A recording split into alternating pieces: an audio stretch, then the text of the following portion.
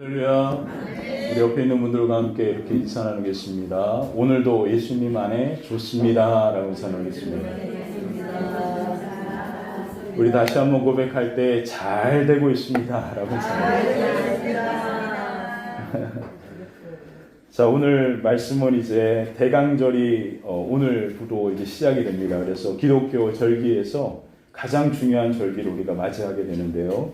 이 대강절의 아주 중요한 의미는 무엇이냐면 이 땅에 우리 죄를 위해서 오신 예수님께서 우리의 삶에 우리의 모든 죄의 문제를 해결하시고 또 우리 하나님의 자녀 삼아주심을 우리가 함께 감사하고 또 그 은혜를 우리가 마음속으로 가득 채우는 절기이기 때문에 그렇습니다. 그래서 우리가 이제 언약의 축복의 말씀, 구약에서 언약의 축복의 말씀, 이것이 신약에서는 이제 또 다른 표현으로 은혜라고 하는 말로 표현되어지는데 이게 성경에 같은 말입니다. 같은 의미로 사용되어진 말이죠. 그래서 우리가 언약의 축복의 말씀이 오늘 우리를 향한 하나님의 말씀인 이유를 우리가 이제 대강절을 기점으로 함께 살펴보도록 하겠습니다. 왜 언약의 하나님께서 노아에서부터 아브라함과 이삭과 야곱 그리고 요셉에게 하셨던 창세기를 통하여 우리가 살펴보았던 언약의 축복의 말씀이 왜 오늘 우리를 향한 하나님의 축복의 말씀인가? 그 이유는 바로 예수 그리스도 때문에 그렇습니다. 예수님께서 이 땅에 오셔서 십자가를 지시는 그리고 부활하시고 또 우리에게 그 하나님의 자녀가 되는 권세를 주시는 그 은혜로 말미암아 우리가 오늘 이 언약의 놀라운 축복의 주인공이 되었기 때문에 그렇습니다. 그래서 우리가 이제 그 요한복음을 통해서 하나님의 놀라운 언약의 축복의 그 주인공이 되게 했던 예수 그리스도에 대한 7가지를 우리가 살펴볼 수 있는데요. 성경에 예수님이 누구인가? 오늘 성가대 참 이제 은혜로운 영적인 성가대라는 이유가 제가 이제 이 말씀을 가지고 이제 하나님의 말씀을 전하는데 그 아주 중요한 예수님이 누구인가라고 하는 그 주제를 요한복음에서 가장 잘 보여줍니다. 그 요한복음에 보면 다른 세 개의 복음서와 달리 요한복음에는 내가 누구다라고 하는 것을 예수님이 7번 얘기하셨습니다. 이것을 헬라어로 에고 에이미라고 하는 말을 썼는데 이게 구약에서 출애굽기 3장에 나오는 나는 스스로 있는 자라고 하셨던 하나님께서 모세에게 하셨던 그 하나님은 스스로 있는 하나님이다라고 하는 이 말과 같은 의미입니다. 그래서 예수님은 나는 누구이다, 무엇이다라고 하는 것을 7번 말씀하셨는데 이 7번의 이 예수님에 대한 이 말씀은 우리가 예수님이 우리에게 어떤 분이신가 그리고 우리가 예수님을 어떻게 알고 이해하고 사랑하고 또 그분과 함께 걸어가야 하는지를 요한복음이 가장 잘 우리에게 말해주고 있습니다. 그래서 요한복음을 통해서 예수님이 누구인가라고 하는 것을 우리가 함께 말씀을 나누는데 그 시작이 오늘 성경에 있어서 가장 중요한 복음의 핵심을 다루는 이 말씀으로 시작하겠습니다. 성경에서 가장 중요한 복음을 우리에게 보여주는 말씀은 바로 요한복음 3장 16절입니다. 이 요한복음 3장 16절이 성경에 가장 우리에게 복음이 무엇인지를 가장 잘 보여주는 말씀입니다.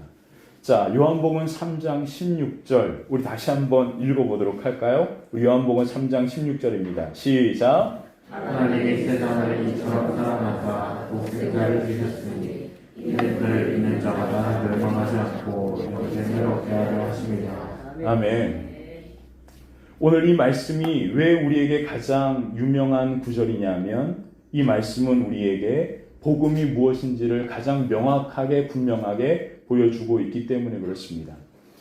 성경을 검색하는 그런 영어로 성경을 검색하는 그러한 사이트가 있는데 그곳에서 해마다 가장 전 세계 사람들이 많이 검색하는 성경 구절에 대한 그러한 순위를 매겨서 발표를 합니다. 그 발표 중에 가장 첫 번째에 나온 말씀이 뭔지 아십니까? 전 세계 사람들이 가장 좋아하는 말씀. 그것이 바로 요한복음 3장 16절이라고 그렇게 이야기합니다. 사람들이 왜 이 말씀을 그렇게 좋아할까요? 그 이유는 이 말씀 안에 복음의 핵심이 담겨져 있기 때문에 그렇습니다. 예수님께서 오늘 나의 구원자가 되시고 예수님께서 나의 주님이 되심으로 말미암아 멸망으로 나아가던 우리의 삶이 완전히 변하여 영원한 생명을 얻게 되었고 하나님의 두려운 심판 앞에 서야 될 우리가 이제는 그 심판을 넘어서 하나님의 구원의 은총 가운데 나아가게 되었기 때문에 그렇습니다. 그러므로 여러분들은 오늘 가장 중요한 신앙에서 중요한 말씀을 듣게 되는 시간입니다. 그래서 이 시간을 너무 복잡하게 그렇게 많이 설명하면 어려울 것 같아서 중요한 것을 다루면서 이 복음에 대한 메시지를 좀 우리가 살펴보았으면 좋겠습니다. 오늘 우리 요한복음 3장에는 하나님의 사랑 그리고 인간의 죄와 그리고 하나님의 구원하심에 대한 이 복합적인 아주 중요한 신앙의 주제들을 다루고 있습니다.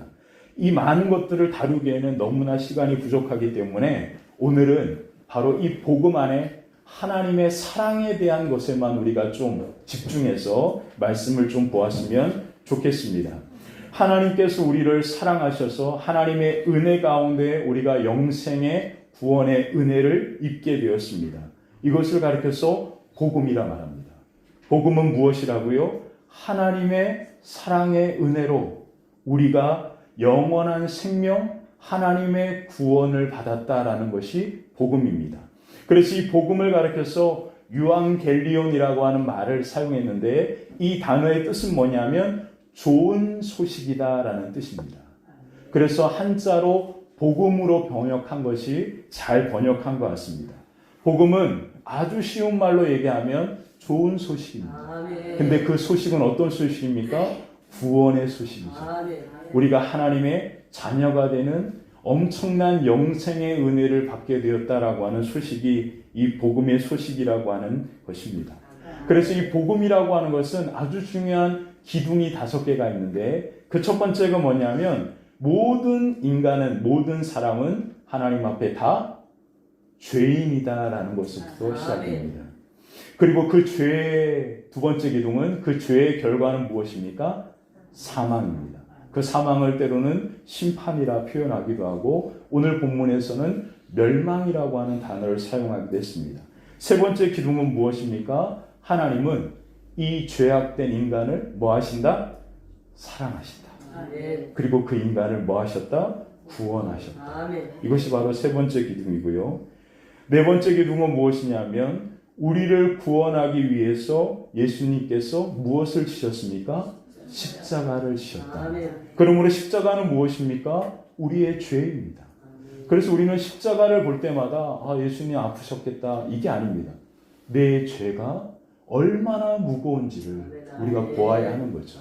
또 다른 말로 표현하면 예수님의 십자가, 예수님의 보혈의 피가 아니면 우리의 죄의 문제를 해결할 수 없다는 뜻입니다. 여러분들은 죄를 뭐라고 생각하십니까? 우리는 죄를 인식할 때 내가 어떠한 행동을 잘못한 행동을 했을 때 그게 죄라고 생각하기 쉽습니다. 성경에서 말하는 죄는 행동으로 짓는 죄만을 의미하지 않습니다. 바로 우리의 상태를 의미하는데 그 상태는 어떤 상태냐면 하나님과의 관계에 문제가 생긴 상태입니다. 하나님과의 관계가 단절된 상태, 그것을 죄라고 표현했거든요. 그래서 그 하나님과의 관계가 단절되니까 우리는 아무리 우리가 선하고 착하게 살려고 해도 그렇게 살아갈 수 없는 것입니다. 다른 말로 표현하면 우리의 노력과 열심으로는 하나님의 심판 앞에 섰을 때 그 심판을 넘어설 수 있는 사람은 아무도 없다라는 뜻입니다. 그래서 우리가 아무리 노력하고 착하게 살아도 우리는 마지막 하나님 앞에 하나님의 심판 앞에 섰을 때 그 무서운 하나님의 심판을 넘어설 수 없기에 하나님은 이 땅에 누구를 보내셨죠? 예수님을 보내시고 십자가의 보혈에 은혜로 우리를 덮으셔서 우리를 뭐하게 하셨습니까? 의롭다라고 인정해 주시고 그리고 하나님의 자녀로 우리가 이 땅 가운데 살아가는 은혜가 임하게 된 것입니다. 그래서 마지막 복음의 5번째 기둥은 예수님의 십자가를 영접한다. 이 영접이라고 하는 말은 쉽게 얘기하면 그 십자가의 사랑을 우리가 인정하고 고백한다라는 뜻입니다. 우리가 그 예수님의 십자가의 은혜로만 살아갈 수 있습니다. 우리가 예수님의 십자가의 그 보혈의 은총으로만 하나님의 자녀가 되고 그리고 하나님의 뜻을 따라 살아갈 수 있음을, 예수님의 십자가밖에 없음을 우리가 고백할 때 비로소 그 은혜로 우리가 이제는 죄의 종된 삶에서 어떻게 바뀌었죠? 하나님의 자녀의 삶으로 변화되게 되는 것입니다. 그래서 요한복음 1장 12절에 영접하는 자 곧 그 이름을 믿는 자들에게는 하나님의 자녀가 되는 권세를 주셨다. 내가 복음을 부끄러워하지 아니하노니 이 복음은 모든 믿는 자에게 구원을 주시는 하나님의 능력이다. 구원, 하나님의 자녀가 된 것은 내 노력과 열심으로 된 게 아니라 하나님의 능력, 하나님의 전적인 은혜로만 되어진 것입니다. 그러므로 우리는 이것을 뭐 할 수 없습니까? 자랑할 수 없습니다. 자랑할 게 없는 거예요. 내가 한 것이 아무것도 없이 오직 하나님의 은혜로 내가 하나님의 자녀가 되고 하나님의 구원의 은총 가운데 세워졌기 때문에 그렇습니다. 그러므로 오늘 이 놀라운 복음의 가장 중요한 핵심을 보여주는 말씀이 요한복음 3장 16절이 되는 거예요. 그래서 요한복음 3장 16절 17절을 다시 한번 이 의미에서 읽어보도록 하겠습니다. 3장 16절 17절 한번 읽어볼까? 함께 읽겠습니다. 하느님이 세상을 이처럼 사랑하사 독생자를 주셨으니 이는 그를 믿는 자마다 멸망하지 않고 영생을 얻게 하려 하십니다.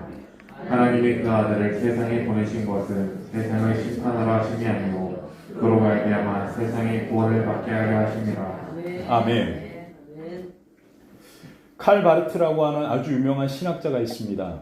이분은 이제 신정통주의라고 하는 신약의 문을 여셨는데 여기서부터 이제 복음주의라고 하는 이러한 개념들이 시작이 됐거든요.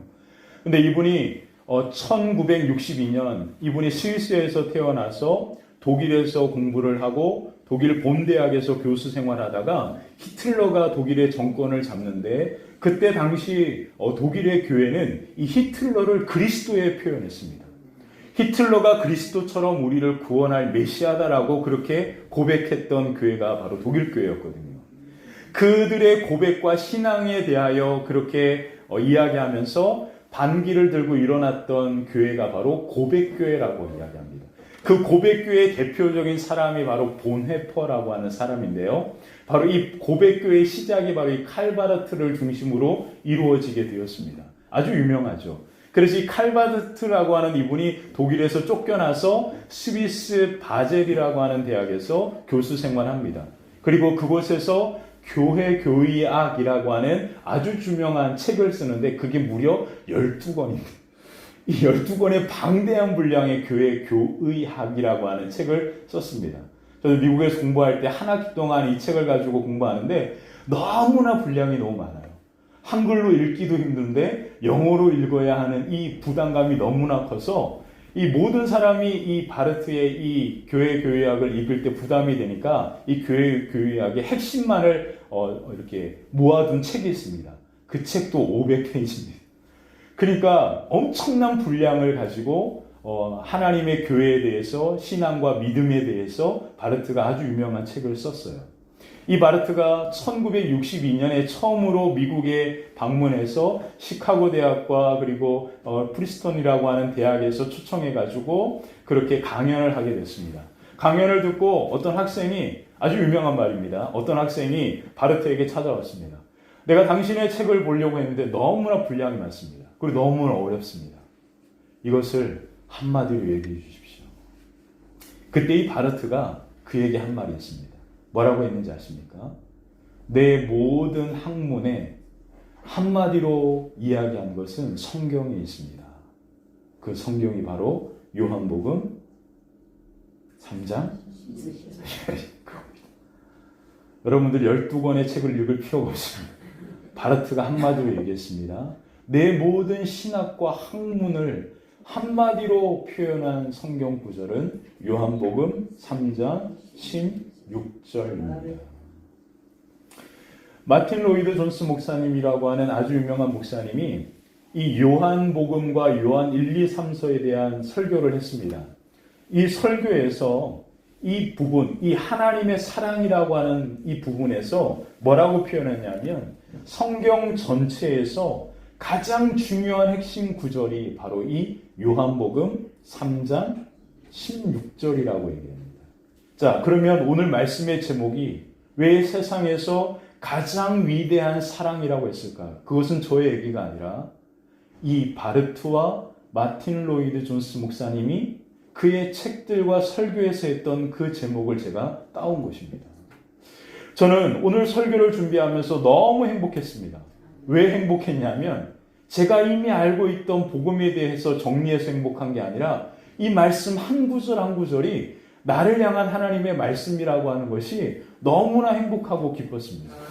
그리고 이 설교를 준비하면서 또 행복했습니다.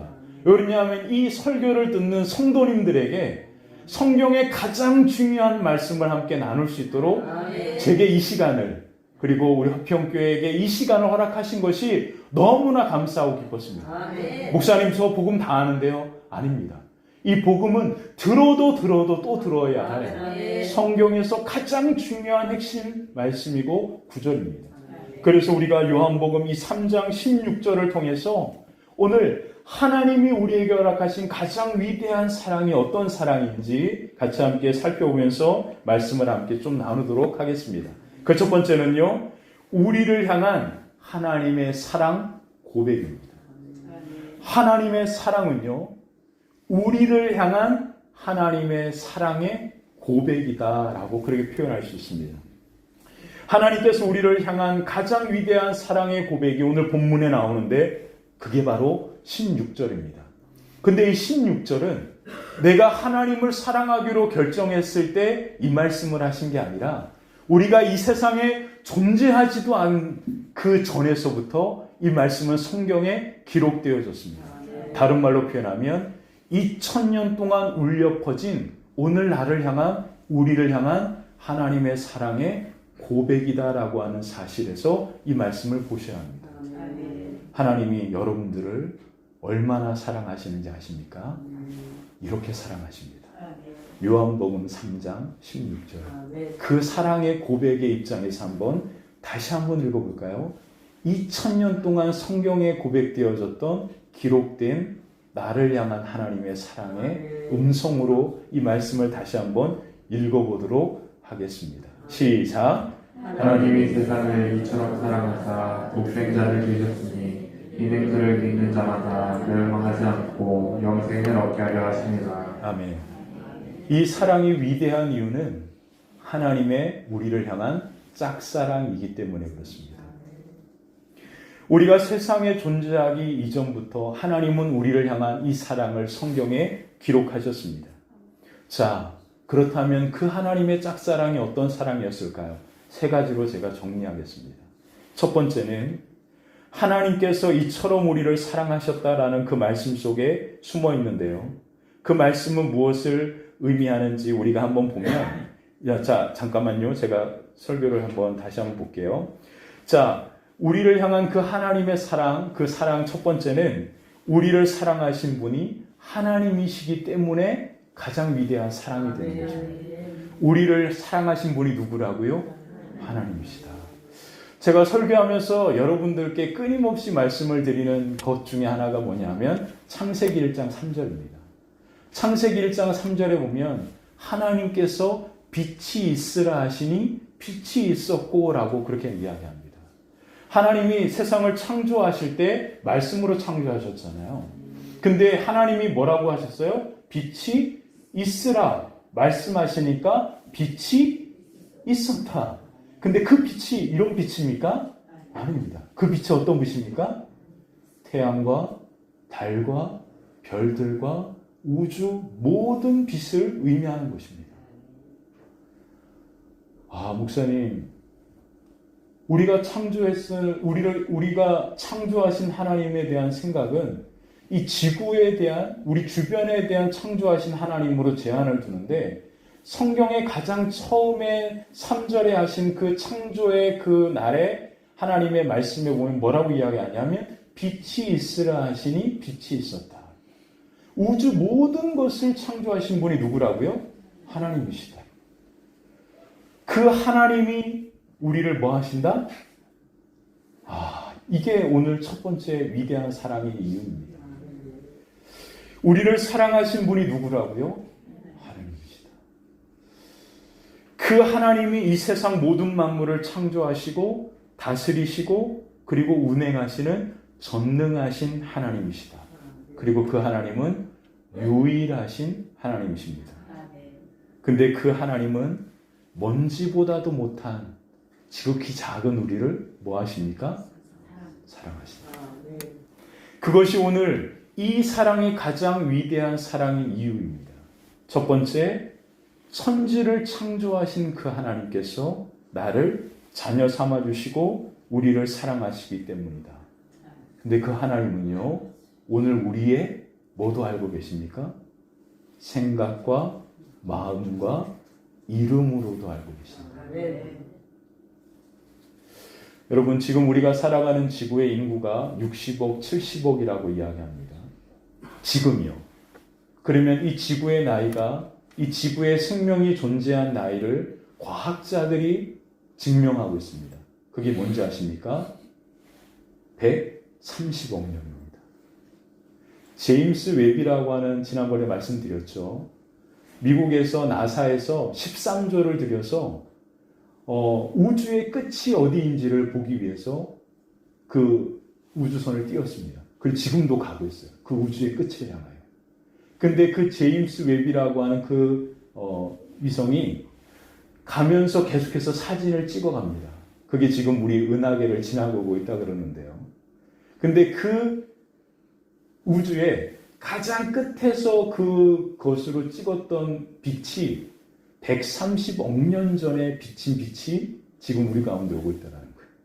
그러니까 지구의 나이를 과학자들은 지금 130억 년이라고 표현하고 있습니다.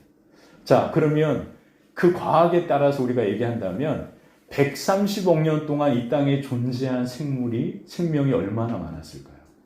그러면 우리는 뭐로 표현해야 합니까? 지금 나는 먼지보다 작은 존재 아니겠습니까? 근데 이 먼지보다 작은 존재인 나를 하나님께서 뭐 하신다? 사랑하신다. 그 하나님이 나를 이렇게 사랑하고 있다라고 하는 것이 우리에게 가장 위대한 사랑인 이유입니다. 자, 두 번째입니다. 하나님께서 먼저 우리를 사랑하신 것. 전능하신 하나님이 우리를 사랑하신 것도 위대한데 그 하나님이 먼저 우리를 뭐 하셨다고요? 사랑하셨다라고 성경은 말합니다. 오늘 요한복음 3장 16절과 함께 우리가 보아야 되는 성경이 요한일서 4장입니다. 우리 요한일서 4장을 한번 찾아볼까요? 요한일서 4장, 성경 요한계시록 앞에 있습니다. 구약에서 찾으면 절대 안 되고요. 요한계시록 앞에 보면 요한일서 4장이 있습니다. 요한일서 4장, 그 4장을 손가락을 끼고 함께 우리 성경을 말씀을 듣도록 하겠습니다. 요한일서 4장 19절을 한번 볼까요? 하나님께서 우리를 사랑하셨는데 그 사랑은 또한 이런 사랑이라 표현합니다. 자, 19절 우리 같이 한번 읽어볼까요? 함께 읽겠습니다. 우리가 사랑하면 그가 먼저 우리를 사랑하셨습니다. 자, 우리가 사랑함은 그가 먼저 뭐라고요? 우리를 뭐 하셨다? 사랑하셨다. 이 사도 바울은요, 이 먼저 우리를 사랑하신 그 하나님의 사랑에 대해서 이렇게 설명하고 있습니다. 로마서 5장 8절에 보면 이렇게 이야기합니다. 우리가 아직 죄인 되었을 때 그리스도께서 우리를 위하여 죽으심으로 하나님께서 우리에 대한 자기의 사랑을 확증하셨다. 우리에 대한 사랑을 선언하셨다. 다른 말로 표현하면 우리가 어떤 상태일 때요? 죄인 되었을 때. 다른 말로 표현하면 무엇일까요? 우리가 하나님께로부터 사랑받을 조금의 자격도 없을 때. 그와 같은 죄인이었을 때 하나님은 우리를 뭐 하셨다? 사랑하셨다. 하나님은 우리를 이와 같이 먼저 사랑하셨다라고 그렇게 성경은 이야기합니다. 자, 세 번째입니다. 그 하나님의 사랑은 자신의 모든 것을 내어준 사랑입니다. 아멘. 하나님이 우리를 사랑하십니다. 근데 그 사랑은 그냥 사랑이 아니라 자기의 뭐라고요? 모든 것을 내어주신 사랑입니다. 아멘. 그래서 요한일서 4장 10절을 한번 또 볼까요? 요한일서 4장 10절을 한번 보겠습니다. 좀 성경을 많이 찾는데 그 이유는 중요한 구절이기 때문에 그렇습니다. 요한일서 4장 10절 한번 볼까요? 요한일서 4장 10절입니다. 함께 읽겠습니다. 사랑은 여기 있으니 우리가 하나님을 사랑한 것이 아니요 하나님이 우리를 사랑하사 우리 죄를 속하기 위하여 화목제물로 그 아들을 보내셨습니다. 아멘. 하나님께서 우리를 어떻게 사랑하셨다고요? 바로 그 아들을 우리 가운데 보내주셔서 그 아들을 뭐로 삼으셨습니까? 화목 제물로 삼으셨다라고 표현합니다. 그게 바로 무엇이죠? 십자가입니다. 하나님께서 우리를 이와 같이 사랑하신다. 근데 하나님께서 우리를 이와 같이 사랑하시는데 가장 큰 문제가 바로 죄의 문제입니다. 근데 이 죄의 문제는 하나님의 거룩하심과 연결이 됩니다. 하나님은 거룩한 분이시기 때문에 우리를 이와 같이 사랑하셔도 우리와 함께 하실 수가 없었습니다. 그래서 우리의 죄의 문제를 해결하기 위해서 하나님께서 선택하신 방법이 있는데 그 방법이 무엇입니까? 하나님 스스로가 하늘의 보좌를 버리시고 인간의 몸을 입고 이 땅 가운데 오시기로 결정하십니다. 그분이 누구실까요? 예수 그리스도입니다. 여기에서 우리는 아주 신학에 중요한 삼위일체라고 하는 교리 한번 들어보셨을 건데 삼위일체 교리가 나옵니다. 제가 고등학교 그러니까 중학교 고등학교 때부터 신앙생활하고 제가 신학대학을 가고 그리고 본어게인 그러니까 제가 거듭난 나이가 26살 때 처음으로 예수님을 나의 주님으로 고백하며 회개했습니다. 그러니까 그 공백의 시간이 약 10년 정도의 시간이 걸렸는데요.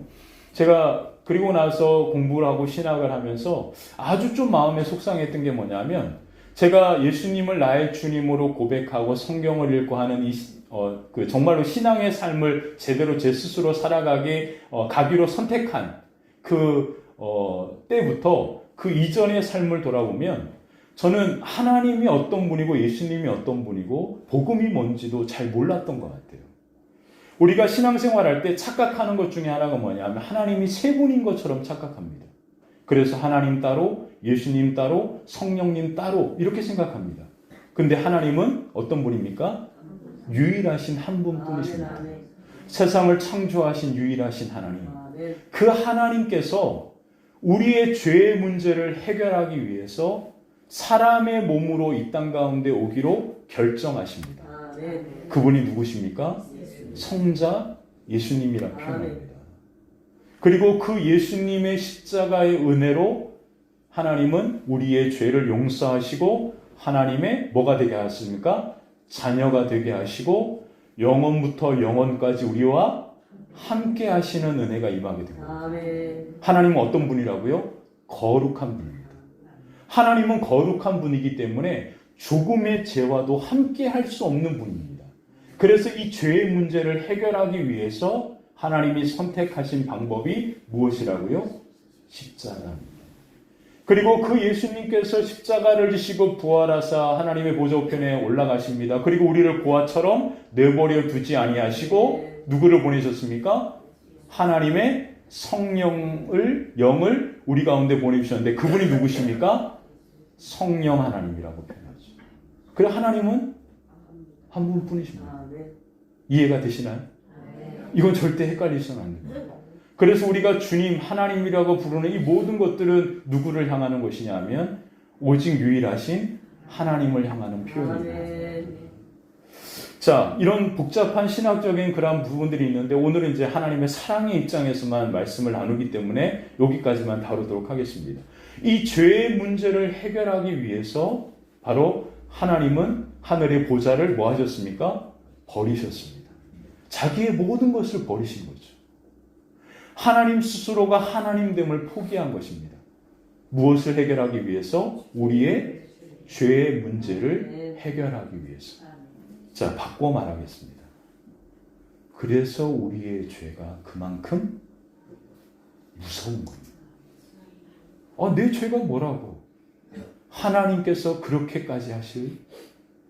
우리가 생각할 때 우리의 죄는 우리가 기억하는 죄뿐이지만 우리를 심판하시는 그 하나님의 시각으로 우리를 보면 정말로 말로 다 할 수 없는 죄가 우리 가운데 있다라는 뜻입니다. 그러면 우리를 우리의 시각으로 보아야 맞습니까? 우리를 심판하시는 하나님의 시각으로 우리를 보아야 우리의 모습을 보는 것입니다. 나는 착하게 살았어. 나는 해마다 다른 사람들 도와줬고 나는 사람들한테 욕도 잘 안 하고 법도 잘 지키고 늘 착하게만 살았어. 그래서 나는 괜찮아. 자, 하나님 앞에 섰습니다. 우리를 심판하시는 분이 나입니까? 누구이십니까? 하나님이시잖아요. 그러면 우리를 누구의 시각으로 보아야 합니까? 하나님의 시각으로 봐야 하죠. 그러면 우리의 죄가 얼마나 크냐면 우리의 죄가 예수님이 십자가를 지지 않고는 우리의 죄의 문제가 해결될 수 없는 겁니다. 아멘. 하나님이 이와 같이 자기의 모든 것을 버리시기까지 우리를 뭐 하셨습니까? 사랑하셨습니다. 이렇게 하나님이 우리를 사랑하시는 그 사랑이 바로 우리를 향한 하나님의 사랑입니다. 자, 그래서 우리가 어떻게 하면 됩니까? 그 사랑 앞에 이렇게 하면 되는데 요한일서 4장 15절에 답이 나옵니다. 요한일서 4장 15절 우리 같이 한번 두 눈을 부릅뜨고 한번 보겠습니다. 함께 읽겠습니다. 누구든지 예수를 하나님의 아들이라 시인하면 하나님이 그의 안에 거하시고 그도 하나님 안에 거하느니라. 아멘. 누구든지 예수를 하나님의 아들이다. 뭐 하면요? 시인하면, 인정하고 고백하면 예수님께서 나 때문에 내 죄의 문제를 해결하기 위하여 십자가를 지셨다라는 것을 뭐 하면? 내가 그것을 인정하고 고백하기만 하면 하나님이 우리와 함께 하시고 하나님이 우리 안에 거하시고 하나님의 나라 그 영광이 우리 가운데 임하는 놀라운 은혜가 우리 가운데 임하게 될 줄 믿습니다. 아멘. 그래서 멸망이 아니라 영원한 생명으로 아멘. 하나님의 무서운 심판이 아니라 하나님의 구원의 은총이 오늘 저와 여러분 가운데 임하여 하나님의 자녀로의 놀라운 권세와 축복을 누리는 삶이 되시기를 주님의 이름으로 간절히 축원합니다. 아멘. 그래서 두 번째, 이 사랑 안에서 놀라운 변화가 시작됩니다. 이 사랑을 우리가 인정하고 고백하지 아니하면 우리의 삶에, 우리의 신앙의 변화는 시작되지 않습니다. 다른 말로 표현하겠습니다. 우리가 이 위대한 사랑을 인정하고 고백하기만 하면 바로 이 사랑이 우리를 변화시킵니다. 아멘. 그리고 우리의 놀라운 사랑의 변화, 그 변화의 가장 중요한 것을 오늘 요한복음 3장 17절에 이렇게 성경은 이야기하는데 우리 17절을 같이 한번 읽어볼까요? 17절입니다. 함께 읽겠습니다. 하나님이 그 아들을 세상에 보내신 것은 세상을 심판하려 하심이 아니요 그로 말미암아 세상이 구원을 받게 하려 하심이라. 아멘. 우리가 예수 그리스도를 믿고 그 예수님께서 나를 위해서 십자가를 지셨다라고 하는 사실을 인정하고 고백하기만 하면 심판이 아니라 뭐가 된다고요? 구원의 은혜가 오늘 저와 여러분 가운데 임하게 되는 줄 믿습니다. 아멘. 그러므로 오늘 우리의 놀라운 삶의 인생의 근본적인 변화의 시작은 뭐로부터 시작됩니까? 하나님의 이 사랑으로부터 시작되는 것이죠. 이 사랑이 우리를 놀랍게 변화시키는 것입니다. 이 사랑이 우리의 삶을 이끌어가는 것이죠. 이 사랑이 오늘 저와 여러분 가운데 이미 선언되어지고 우리 가운데 선포되어진 줄 믿습니다. 아멘. 그래서 우리가 해야 될 게 뭘까요?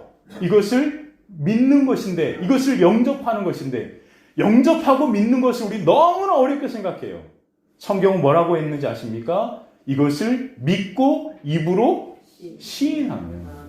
자, 그 말씀이 로마서에 나옵니다.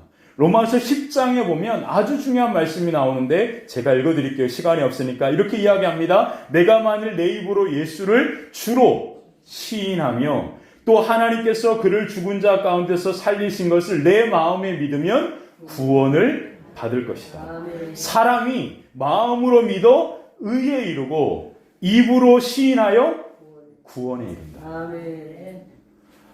믿음이요 아주 분명하고 아주 쉽습니다. 왜인지 아십니까? 모든 사람이 구원을 받아야 하기 때문에 그렇습니다.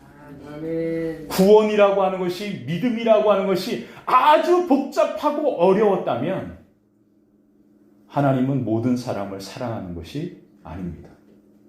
하나님은 모든 사람을 사랑하시기 때문에 이 사랑을 너무나 쉽게, 너무나 어렵지 않게 우리가 알고 고백하게 하셨습니다. 아멘. 칼 바르트도, 우리가 알지 못하는 마틴 로이드 존스 목사님도, 그리고 저도, 이 땅의 수많은 그리스도인들도 이 하나님의 사랑을 뭐하면요? 입으로 시인하고 인정하고 고백하며, 이 사랑이 나를 향한 하나님의 사랑입니다. 우리가 입으로 인정하고 고백하기만 하면 아멘. 우리가 하나님의 자녀가 되는, 심판과 멸망이 아니라 영원한 생명과 하나님의 구원의 은총이 저와 여러분 가운데 임하게 되는 줄 믿습니다. 아멘. 여기에서부터 우리의 인생과 삶은 근본적으로 변화되기 시작하는 거거든요. 아멘. 여러분, 오늘 신앙생활을 이제 얼마 되지 않아 지난번에 세례 받으시는 분들도 보고, 또 이제 전도돼서 오신 분들도 얼마 되지 않은 줄 압니다. 제가 지금까지 20번의 설교를 했습니다. 근데 설교할 때마다 제가 시간을 45분에서 50분 가까이 시간을 할애해서 했습니다. 제가 말이 많은 이유가 아니고요. 영적인 부분은 근육과 같습니다. 여러분들이 근육을 키우는데 그 근육은 너무 졸린다, 힘들다, 요것을 살짝 벗어나면 여러분들의 신앙이 성장하기 시작하거든요. 그래서 설교는 짧고 명료하고 간단하게만 해야 하는 게 아니라 하나님의 말씀은 우리가 충분히 젖어들 때까지 들어야 할 필요가 있습니다. 왜 그러냐면 일주일에 한 번 예배드리잖아요. 저나 목회자들, 많은 그리스도인들은 매일 새벽 기도도 하고 말씀도 한두 시간씩 읽고 암송도 하고 늘 말씀 가운데 젖어 있기 때문에 짧은 시간으로도 충분합니다. 근데 그렇지 못한 신앙생활의 환경 가운데 있는 분들은 좀 어느 정도 말씀에 젖어드는 시간들이 필요하거든요. 아멘. 그래서 제가 조금 무리해서, 조금 여러분들은 지겹다라고 생각할 수 있지만 제가 조금 무리해서 여러분들이 신앙의 성장을 위해서 아멘. 말씀들을 좀 많이 이렇게 좀 얘기하고 어려운 부분들은 좀 더 설명을 하려고 하는 그런 이유 때문에 설교가 긴 겁니다. 제 설교가 원래 긴 게 아니에요. 길지 않아요. 제가 유튜브에 제가 교회 설교했던 영상들을 보시면 아시겠지만 짧고 명확하고 아주 간소합니다. 근데 우리 화평교회는 조금 이제 그런 환경이기 때문에 제가 어머니에게 이제 전화 많이 하시거든요. 좀 쉽게 해라, 짧게 하라, 이런 말씀들을 하시는데 제가 여러분들에게 그렇게 이제 하는 부분들이 있으니까 조금 이렇게 이해해 주셨으면 좋겠어요. 아멘. 오늘 설교도 마찬가지입니다. 여러분들이 제가 말씀드렸잖아요. 저는 신앙생활을 하고 거의 한 15년 동안 이 말씀이, 복음이 이런 것인지를 전 모르고 신앙생활했습니다. 얼마나 안타까운 일이에요. 내 인생과 내 삶의 변화, 이 변화의 시작은 이 사랑을 내가 인정하고 고백하며 시작되는 것인데 이 사랑을 모르고 어떻게 신앙생활이 가능합니까? 근데 가능하더라고요. 여러분들도 마찬가지입니다. 내가 신앙생활을 오래 했다고 우리가 자랑할 게 없습니다. 이 사랑, 이 복음, 이 놀라운 사랑의 능력이 무엇인지를 모르면 아무리 신앙생활을 오래 해도 내 열심으로 한 것밖에 안 되거든요. 그 놀라운 변화의 역사를 누리지 못하거든요. 하나님의 언약의 축복이, 그 엄청난 언약의 축복이 있음에도 불구하고 이 사랑의 이 놀라운 고백이 우리에게 고백되고 우리에게 인정되지 않으면 그 언약의 축복은 나와는 아무 상관없는 축복이 되거든요. 그러므로 오늘 이 말씀은 저와 여러분들에게 아주 중요한 의미가 있다고 생각합니다. 성경은 명확합니다. 이 하나님의 이 엄청난 사랑을 우리가 들었잖아요. 이 사랑이 나를 향한 하나님의 사랑인 것을 우리가 뭐 하면요? 인정하고 고백하기만 합니다. 아멘. 자, 그것을 가장 함축한 한 문장이 있습니다. 그게 뭔지 아십니까? 예수님은 나의 구원자입니다. 아멘. 예수님은 나의 주님이십니다. 아멘. 자, 우리 한번 따라서 해볼까요? 예수님은 예수님은 나의 나의 구원자입니다. 구원자입니다. 예수님은 예수님은 나의 나의 주님이십니다. 주님이십니다. 아멘. 이 요한복음 3장 16절을 우리말로 이해하기 쉽게 풀이한 것이 바로 이것입니다. 그러므로 우리가 예수님은 나의 구원자입니다. 예수님은 나의 주님이십니다. 아멘. 이 고백을 우리가 입술로 지금 고백하고 인정했기 때문에 여러분들에게 이 하나님의 엄청난 사랑의 역사가 시작되고 있는 줄 믿습니다. 아멘. 사랑하는 성도 여러분, 제가 인생에 가장 힘들었던 시간이 바로 3년 전이었습니다. 3년 전에 제가 이제 광림교회에서의 목회의 모든 시간들을 마무리하고 유학을 계획하고 준비했습니다. 그리고 유학을 떠날 준비를 앞두고 한 달 남겨두고 제가 여기 작동에 있는 그 산에서 주일날 예배 드리고 오는 길에 계단에서 넘어졌습니다.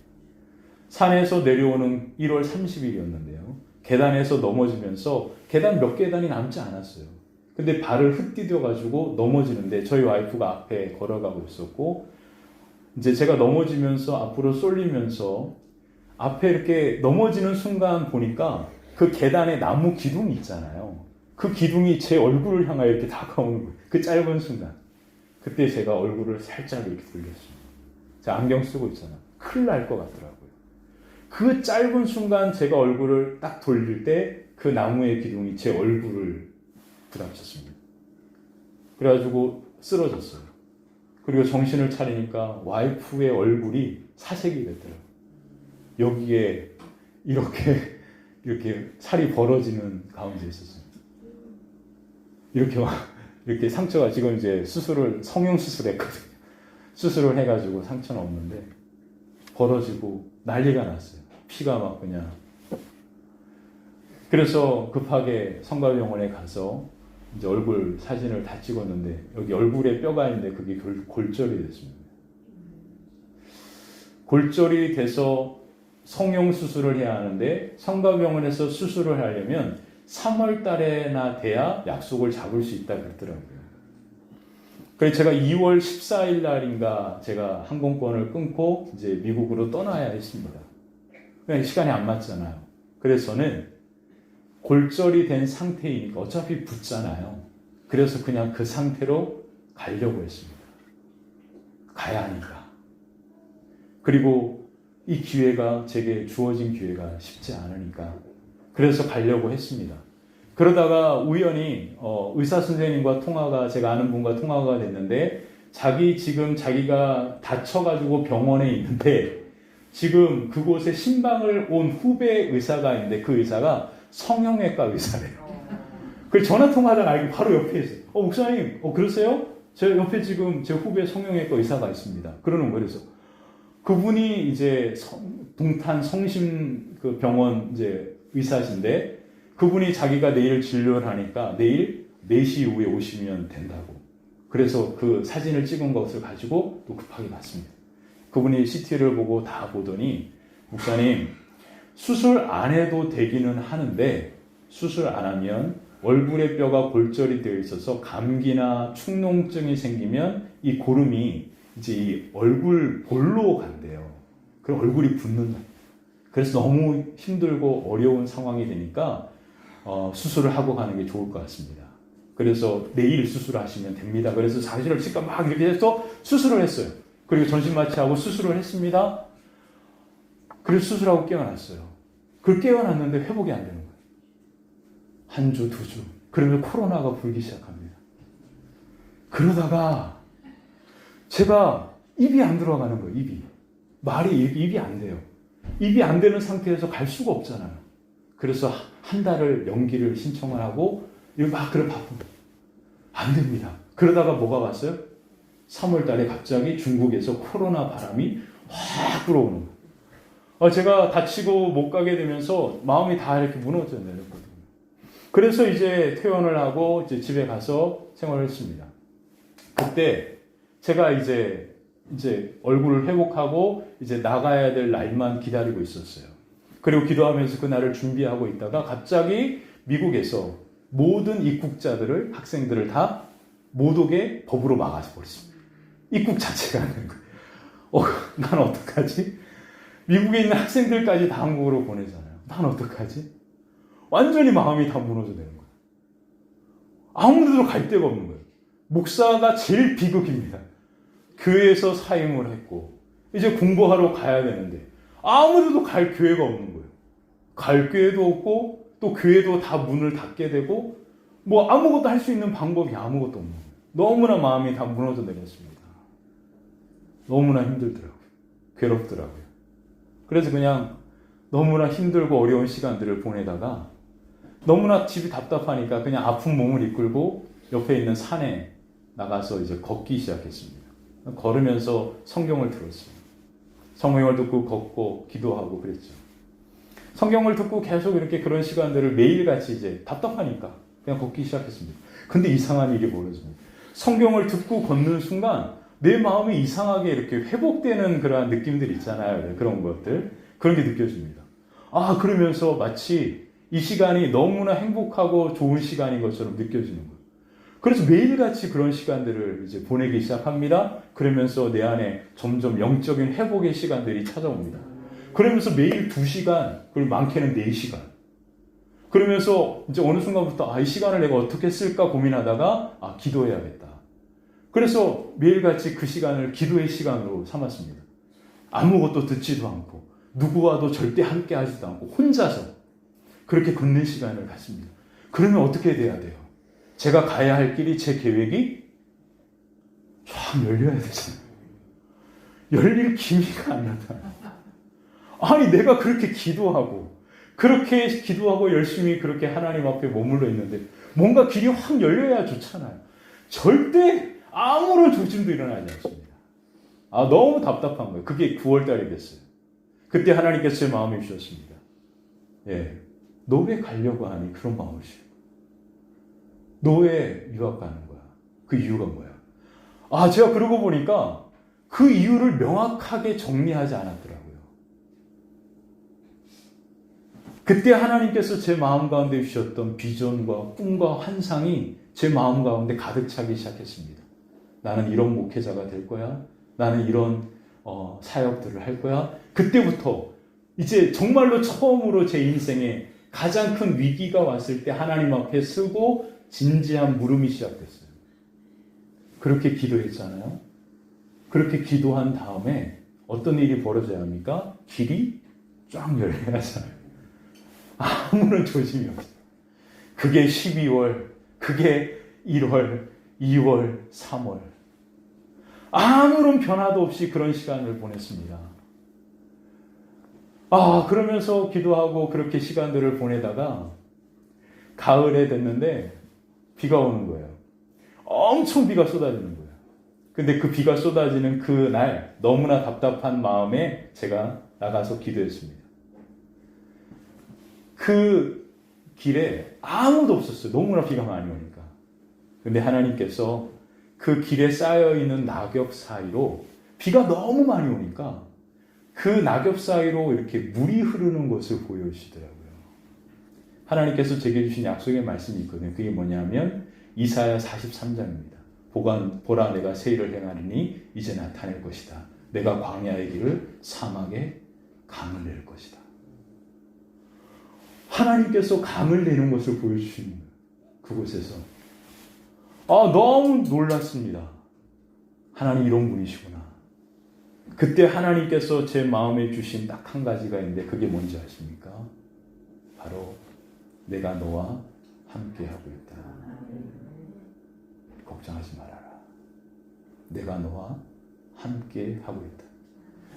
내가 어렸을 때도 나는 너와 함께 했고 내가 열심히 내 앞에 믿음으로 헌신할 때도 나는 함께 했고 그리고 지금 네가 아무것도 하지 않고 있는 혼자 있는 지금 이 순간도 이 비가 엄청나게 오는 이 시간에도 나는 지금 너와 함께 있다. 그리고 나는 너와 앞으로도 함께 할 것이다. 아멘. 그 마음이 제 마음을 가득 채우기 시작합니다. 그때 제가 얼마나 많이 울었는지 모릅니다. 비 오는 그 날. 그리고 제가 하나님 앞에 이런 말씀을 드렸습니다. 하나님, 그러면 그 하나님 앞에 제가 할 수 있는 게 뭐가 있을까요? 하나님께서 내가 하나님을 몰랐던 그 어린 나이, 그 경상북도 문경군 농안면 군기리에서부터 있었던 그때부터 나를 아시고 함께 하셨고, 내가 예수님을 만나고 경험하고 하는 그 모든 삶의 시간 가운데도, 그리고 지금도 함께 하신다면, 내가 그 하나님 앞에 내가 지금 어떤 모습으로, 어떤 것으로 내가 해야 합니까? 뭘 제가 하나님께 드릴 수 있을까요? 그때 하나님께서 제게 주신 마음이 뭐냐면, 지금처럼 너도 나와 함께하는. 그 마음을 주시는데 마음이 무너져 내렸습니다. 하나님은 내게 열심히 목사로서 설교 잘하고 찬양 잘하고 그러는 걸 원하는 게 아니라, 하나님은 그냥 하나님과 함께하는 이것이 내가 너에게 가장 원하는 것이다 라고 하는 그 마음을 주시는데, 제 마음이 무너졌어요. 그리고 나서 그 시간이 제게 깊어지기 시작합니다. 그리고 나서 제가 다시 미국에 갈 수 있는 기회가 열리게 됐고 미국에 갔습니다. 미국에 가서 제가 한 게 뭔지 아십니까? 매일같이 2시간 하나님과 함께하는 그 시간을 매일같이 시간들을 보냈어요. 그러면서 그때 기도했던 게 뭐냐면, 하나님께서 나를 부르시는 그곳에 내가 언제든지 서 있겠습니다. 그게 바로 힘이에요.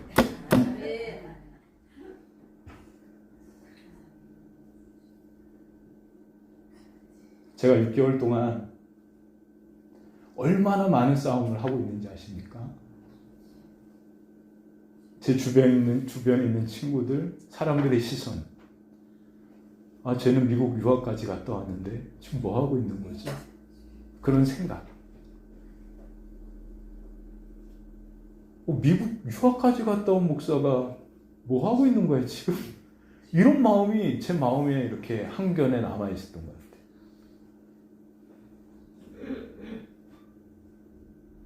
사랑하는 성도 여러분, 제가 하나님께서 나를 부르신 곳에 내가 언제든지 있겠습니다라고 하나님과 은밀하게 나누었던 사귐이었습니다. 아무도 몰라요. 근데 전 알아요. 근데 가장 처음 불렀던 곳이 우리 어머니예요. 화평교회 와서 말씀 좀 전해줄 수 있어? 그 부르심이 저 하나님의 천둥소리와 같았어요. 그래서 이곳에 와서 같이 하나님의 말씀을 나누고 있습니다. 그래서 저는 이 시간이 너무나 소중하고 감사하고 기뻐요.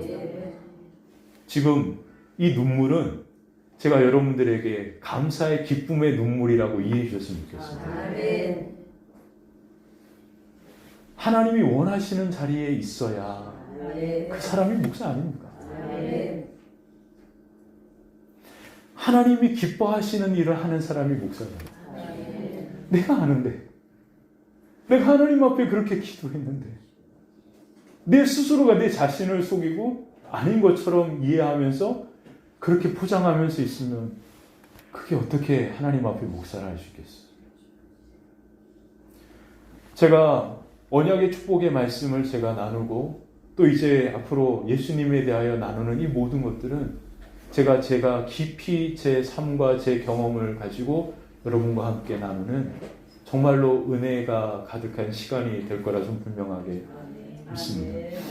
사랑하는 우리 성도 여러분, 하나님은 여러분들이 모르는 그 세상 처음부터 여러분들을 사랑한다 성경은 기록했고, 그 사랑을 여러분들에게 고백했습니다. 그리고 이제 그 사랑을 우리가 알게 되었고 그 사랑을 느끼게 되었습니다. 이제 그 하나님은 여러분들에게 무엇을 원하시는 것이 아닙니다. 그냥 그 하나님의 사랑 앞에 우리가 그냥 서 있습니다. 아멘. 여러분들이 무엇인가 잘하려고도 하지 마시고요. 그냥 아무 사람들의 시선과 그 사람들의 생각 전혀 개의치 마시고 그냥 하나님 앞에 한 사람의 그리스도인으로 그냥 서 있으십니다. 아멘. 그 사랑 앞에 서 계시면 그 사랑의 힘이 여러분들의 삶을 이끌어갑니다. 그리고 그 사랑이 여러분들의 걸음을 멸망이 아니라 영원한 생명으로, 아멘. 하나님의 무서운 심판이 아니라 하나님의 영광의 구원의 은총으로 아름답게 이끌어 가시는 주님의 은혜가 저와 여러분들의 삶과 걸음 위에 가득하게 될 줄 믿습니다. 아멘. 기도하겠습니다. 좋으신 하나님, 그 하나님의 사랑을 우리가 어떠한 말로도 표현할 길이 없습니다. 우리를 향하신 하나님의 사랑, 그 사랑 앞에 우리가 서 있습니다. 우리를 사랑하시는 그 하나님의 사랑으로 우리의 마음을 가득 채우길 원합니다. 그리고 그 하나님의 사랑으로 우리가 걸어가길 원합니다. 그리고 그 하나님의 사랑 앞에 우리가 서 있길 원합니다. 하나님, 십자가의 은혜, 그 사랑으로 우리를 덮으시고 그 사랑으로 우리의 걸음을 이끄시고 영원한 생명으로 하나님의 구원의 은혜와 은총이 우리 사랑하는 성도들의 가슴 가운데, 그리고 그들의 삶의 걸음 위에, 가정 위에, 그리고 그들의 삶의 힘겨운 걸음걸음마다 늘 함께 하시는 임마누엘의 놀라운 은혜와 은총이 충만하고 가득하게 하여 주시옵소서. 세상이 줄 수 없는 하늘의 평강으로 우리의 마음을 채워주시고 세상이 줄 수 없는 하늘의 기쁨이 우리 사랑하는 성도들의 마음 위에 넘쳐나게 하여 주시옵소서. 주님 감사드리며 예수 그리스도의 이름으로 축복하며 기도하옵나이다. 아멘.